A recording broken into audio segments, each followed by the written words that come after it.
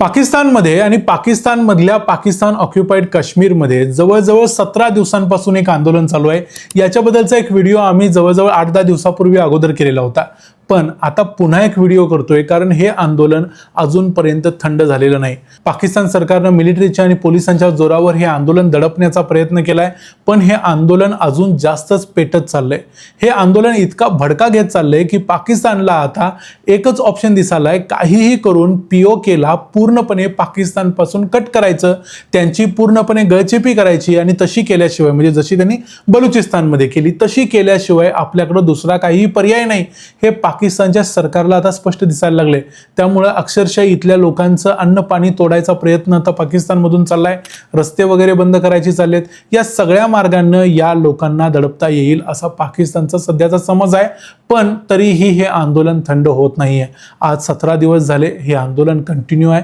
नेमकं काय काय घडतंय आणि याच्यामध्ये महत्त्वाची गोष्ट ही आहे की आताच मग भारताला संधी आहे काय पीओके परत घ्यायची, कारण अशी संधी अशा पद्धतीचा जो असंतोष आता सध्या पीओके मध्ये खतखततोय, पाकिस्तान विरोधातलं जे राग तिथल्या लोकांच्या मनात आहे, ही खरोखर भारताला एक संधी आहे काय आणि भारतानं मूव्ह करायला पाहिजे काय?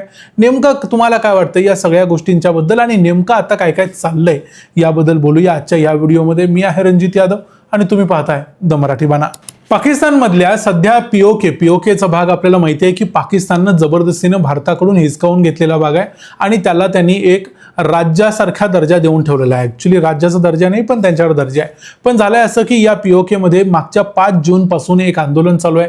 तिथं जॉईंट अवामी ॲक्शन कमिटी नावाची एक संघटना होती जी तिथल्या लोकांचे प्रश्न मांडत होती, तिथल्या काश्मीरी लोकांच्यासाठी मांडत होती। या संघटनेवरती दहशतवादी संघटना असा शिक्का पाकिस्तान सरकारनं मारलाय आणि या संघटनेला पूर्णपणे बॅन केलंय। या विरोधात मग तिथले लोक रस्त्यावर उतरले आणि हे आंदोलन भडकत गेलं।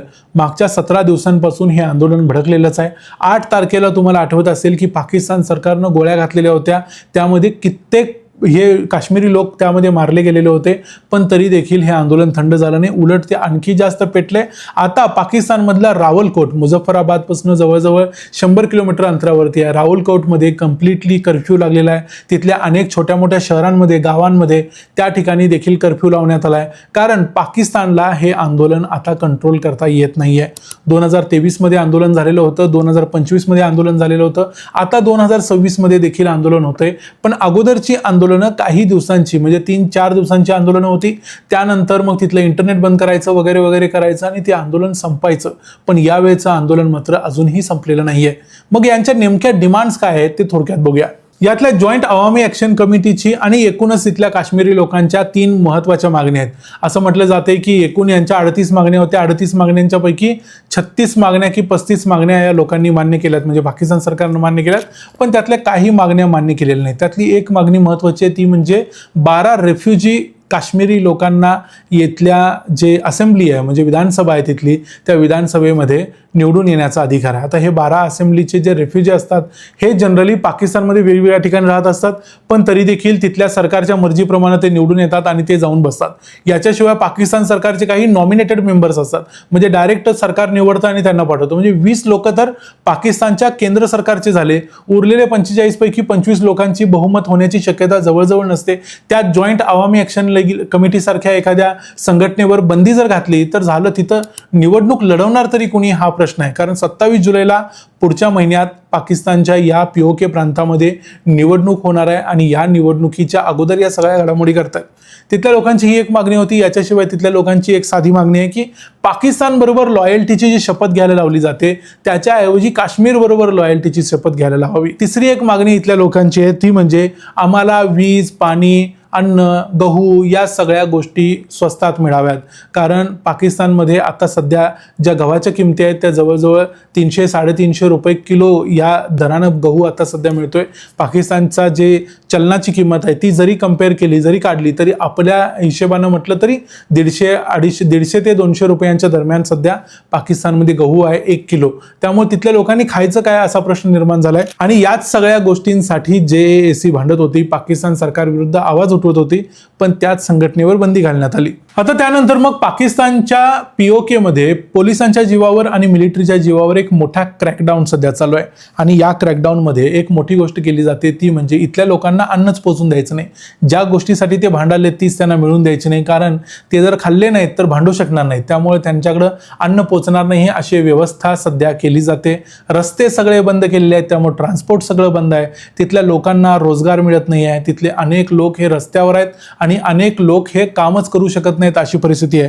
याच्याशिवाय तिथं इंटरनेट कम्प्लिटली बंद केलेलं आहे. त्यामुळे नेमकं काय घडतंय हे कुणालाही जगाला कळत नाही आणि पाकिस्तानमध्ये काय घडतंय हे जगाला सांगण्याचा इंटरेस्ट अनेक मीडिया संस्थांना देखील नसतो, कारण त्यांच्या दृष्टीने ते अडचणीचं असतं. आतापर्यंत या भागामध्ये 1435 लोकांची धरपकड झालेली आहे किंवा यातले अनेक जण मिसिंग आहेत. आता मिसिंग असणारे लोक हे ऑलरेडी मृत असतात, पण पाकिस्तान सरकार यांचा आकडा सांगत नाही.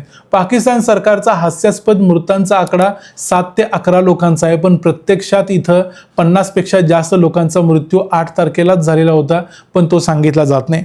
दुसरी एक गोष्ट म्हणजे 17 दिवसांपासून हे आंदोलन चालू आहे. आंदोलन उद्याचा 18वा दिवस असेल आणि आताच तिथले जे लोक आहेत हे सगळे लोक म्हणतायत की हे पाकिस्तान सरकार आमच्या विरुद्ध काम करतंय.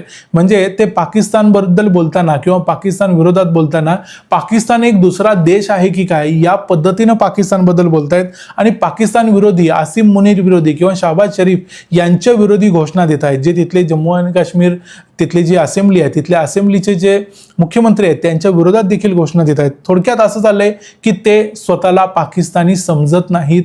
हे जवळजवळ या आंदोलनातून स्पष्ट होत चाललंय.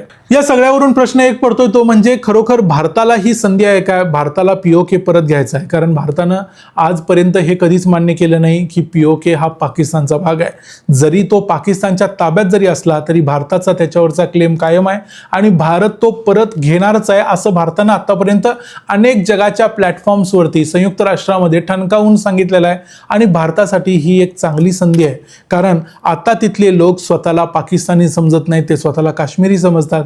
यावेळी जर भारतानं एखादा मूव केला, एखादी संधी साधायचा प्रयत्न केला, भारताने एखादी ॲक्शन, मिलिटरी ॲक्शन किंवा कोणत्याही इतर पद्धतीची ॲक्शन जर POK मध्ये घेतली तर कदाचित POK आपण भारताला जोडू शकू.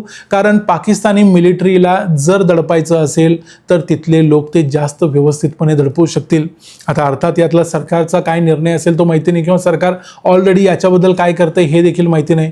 सरकारचा काहीतरी रोल यामध्ये नेमका असू देखील शकतो, कारण ज्या पद्धतीचं आंदोलन आहे जे थंड होत नाही आहे ते बघितलं तर असं वाटतं की कदाचित भारत सरकारचा देखील याच्यामध्ये काहीतरी वाटा असेल किंवा कारण मागच्या काही वर्षात ज्या पद्धतीचे धुरंधर आपण पाकिस्तानमध्ये बघितलेले आहेत ते सगळे बघितले तर आपलाही काहीतरी रोल असेलच. पण यावेळेला मात्र थोडीशी जास्त मोठी ॲक्शन घेऊन आपण हे आपल्या ताब्यात कायमचं घेऊ शकतो आणि पाकिस्तान जास्त काही करू शकत नाही, कारण हे लोक स्वतःला पाकिस्तानी मानत नाहीत आणि ते स्वतःला इथं सध्या बळी द्यायला तयार आहेत. त्यामुळं आपण POK घेण्याची वेळ आलेली आहे काय हा प्रश्न आता आपणच भारत सरकारला विचारला पाहिजे किंवा भारत सरकारने या गोष्टीचा सिरियसली विचार करायला पाहिजे असं आम्हाला वाटतं. या प्रकरणाबद्दल तुमचं काय मत आहे? तुम्हाला खरोखर वाटतं की भारतानं POK परत घ्यावा आणि हीच ती वेळ आहे घेण्याची? याबद्दल तुमचं मत आम्हाला कमेंट्समध्ये जरूर सांगा. व्हिडिओ आवडला असेल तर व्हिडिओला लाईक करा, चॅनलला सबस्क्राईब करा. पुन्हा भेटू पुढच्या व्हिडिओमध्ये. तोपर्यंत पाहत राहा द मराठी बाणा. जय हिंद, जय महाराष्ट्र.